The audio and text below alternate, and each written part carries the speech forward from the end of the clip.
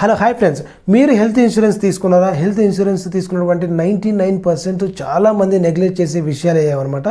ఈ వీడియోలో నేను మీకు ఇన్సూరెన్స్ తీసుకున్న వాళ్ళు ఏ టిప్స్ ఫాలో అవ్వాలి, ఇన్సూరెన్స్ మనకి ఎప్పుడో హెల్త్ ఇష్యూ వస్తుంది కదా అని చెప్పేసి నెగ్లెక్ట్ చేయకుండా మీరు ఇమ్మీడియట్గా చేయాల్సినటువంటి పనులు అనేది కొన్ని చెప్తాను అనమాట. చాలా ఇంపార్టెంట్.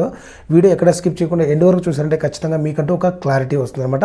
మీరు మన ఛానల్కి ఫస్ట్ టైం విజిట్ చేస్తుంటే please subscribe and support my channel. Friends, ఇది జనరల్ ఇన్ఫర్మేషన్ అనమాట. ఇది ఎటువంటి ప్రమోషన్ కాదు. ఎలాగుంటుంది అని చెప్పేసి నేను వీడియో క్రియేట్ చేస్తున్నాను. మీకు హెల్త్ ఇన్సూరెన్స్ ఆల్రెడీ తీసుకొని ఉంటే కనుక ముందుగా మీరు చేయాల్సినటువంటి మొట్టమొదటి పని ఏంటంటే, మీకు ఇన్సూరెన్స్ కంపెనీ నుంచి ఒక ఇన్సూరెన్స్ కార్డ్ అనేది ఇస్తారు. కార్డు కానివ్వండి, ఇన్సూరెన్స్ నెంబర్ కానివ్వండి, ఆ ఇన్సూరెన్స్ యొక్క నెంబర్ ఆఫ్ పీపుల్కి ఈచ్ కార్డ్ అనేది ఇస్తారనమాట. ఆ కార్డ్ అనేది మీరు ఎప్పుడూ కూడా దగ్గర పెట్టుకోండి. మొబైల్లో కానివ్వండి, ఫిజికల్గా కానివ్వండి, ఎక్కడైనా కానీ మీకు ఇమ్మీడియట్గా అవైలబిలిటీ ఉండేటట్టు చూసుకోండి. ఎందుకంటే ఎప్పుడు మనకు రిక్వైర్మెంట్ వస్తుందో తెలీదు.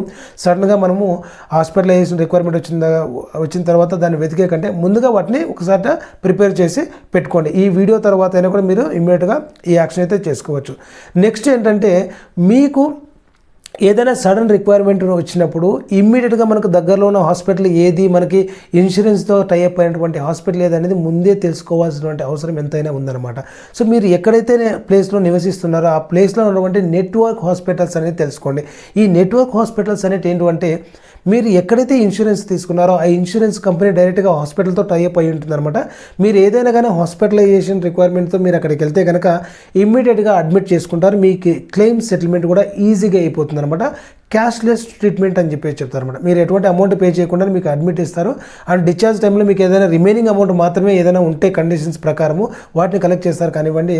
మీకు మ్యాక్సిమం బెనిఫిట్ అనేది అక్కడే మీరు పొందుతారు. సో కాబట్టి మీరు ఏదైతే హాస్పిటల్ రిక్వైర్మెంట్ ఉంటుందో ముందుగా నెట్వర్క్ హాస్పిటల్ అనేది తెలుసుకొని పెట్టుకోండి అనమాట. అండ్ దాంతోపాటు మీరు కొన్నిసార్లు ఏమవుతుందంటే, ముందుగా హాస్పిటల్కి వెళ్ళేసి కొన్ని ప్లాన్ హాస్పిటల్స్ అంటారన్నమాట, ప్లాన్ హాస్పిటలైజేషన్ అంటారన్నమాట.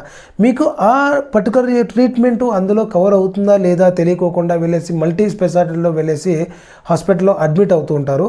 తీరా క్లెయిమ్ సెటిల్మెంట్ వచ్చేసరికి ఇది మా ఏమంటారు పాలసీలో కవర్ అవ్వదు అని చెప్పేసరికి చాలా పెద్ద హెడేక్ అయిపోతుంది అనమాట. ఎందుకంటే టోటల్ అమౌంట్ మీరు పే చేయాల్సి ఉంటుంది. కాబట్టి మీ ఇన్సూరెన్స్లో మీకున్నటువంటి కవరేజ్లో ఎంత ఏ ట్రీట్మెంట్స్ కవర్ అవుతాయి, ఏ ట్రీట్మెంట్స్ కవర్ అవ్వవు, దేనికి వెయిటింగ్ పీరియడ్ ఉంది, దేనికి డే 1 నుంచి మీకు అప్లికబుల్ ఉంది అనే విషయాన్ని గురించి మీరు తెలుసుకుంటే చాలా బెనిఫిట్ అనేది పొందుతారన్నమాట. సో అర్థమైంది కదా. ముందుగా మీరు వచ్చేసి మీ కార్డ్ని ఇన్సూరెన్స్కి రిలేటెడ్ ఇన్ఫర్మేషన్ దగ్గర పెట్టుకోండి.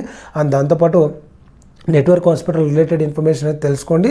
అండ్ ఏ ట్రీట్మెంట్ కవర్ అవుతుంది అనేది కూడా మీరు తెలుసుకున్నారంటే ఈ 3 విషయాలు చాలండి. మిగతావన్నీ కూడా మైనర్ అనే చెప్పాలి. మీకు ఫర్దర్ అప్కమింగ్ వీడియోస్లో ఎక్స్ప్లెయిన్ చేస్తాను. ఈ 3 విషయాలు తప్పకుండా పాటించండి. వీడియో చాలామందికి యూజ్ అవుతుంది అనుకుంటున్నాను.